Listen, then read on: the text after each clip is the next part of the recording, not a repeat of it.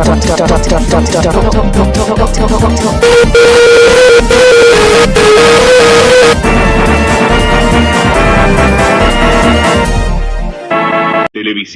Universidad Católica de Chile.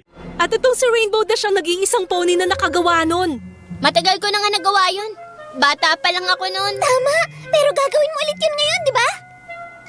Nagbibiro ka ba? Ako ang pinakamagaling na flyer sa buong Cloudsdale. Magagawa ko pa rin na Sonic Rainboom kahit natulog. Wow!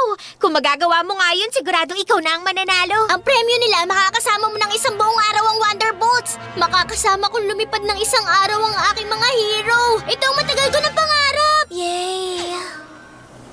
Magpapahinga muna ako. Ayoko masobrahan sa paghahanda. Alam niyo na. Pero ikaw naman, Fluttershy, ituloy mo lang ang practice mo. Kailangan matapatan ng cheering section ko ang napakagaling kong performance. 100 beses na niya ginawa yun pero hindi pa rin niya nagagawa ng tamang move niya. Hindi ko alam kung magagawa ko ng malakas. Alam niyo, kailangan siguro natin tong ayusin. Ulit. Dali na, dali na. Anong sinasabi Maghanap ka ng spell para ang tulad nating walang pakpak makapunta sa Cloudsdale. Nakita mo ba kung gaano siya kinakabahan? Kinakabahan? Di mo napansin ang itsura niya? Mas malakas pa ang pagmamayabang niya kesa sa lakas ng tunog ng banda. Sandali lang. Marami na akong ginawang fashion show kaya alam ko kung kinakabahan ng mga tulad natin. Iisip ako ng paraan para masuportahan ko siya. Kaya bilisan mo! Paano ako makakahanap ng flight spell sa kalat na to? Flight spell? Sandali! Page 27. Paano mo nagawa yun? Bumagsak sa mukha ko nung nahulog si Rainbow Dash kanina. Nakita ko na.